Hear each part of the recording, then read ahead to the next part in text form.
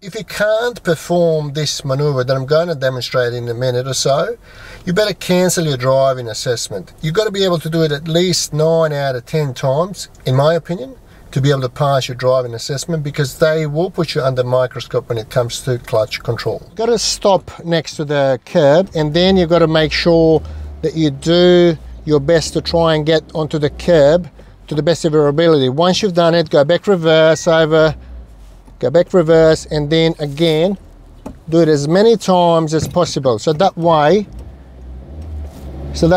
you're going to understand how to do it properly. So the best way is either in the shops, you can go to the shops where there's a speed bump, or simply find the driveway, because if you can't do this, you better cancel your driving test.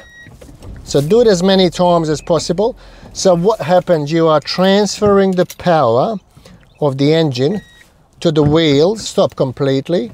Now see what I'm doing with the clutch and accelerator. So you've got to seesaw the clutch and accelerator, and as a result you can always get it up on the top. So you know, so what happens, we've got two discs. There's one disc that's called clutch disc, and the other disc is called shaft disc. So those two discs need to be synchronized. They've got to touch each other and transfer the power from the engine to the wheels. That way you're going to be able to do it successfully every single time. Now you've got to understand that not all the cars are the same. So even if you had the two twin cars, the clutch may feel different. So this is what you've got to repeatedly do.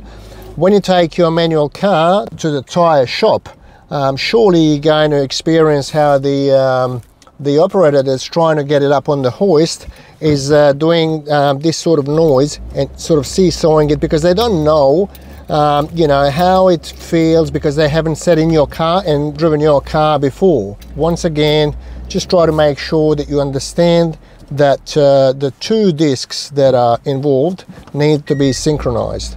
So you know, do it again. So you know, you can do it as many times as you want to, but once again, if you can't perform these sort of maneuvers properly 9 out of 10 times, you better cancel your driving test. Just make a wise decision. If you can't perform this particular maneuver, it's best to postpone your driving assessment until you feel more competent and confident doing these particular low speed maneuvers. Thank you for watching, and we will see you in the next video.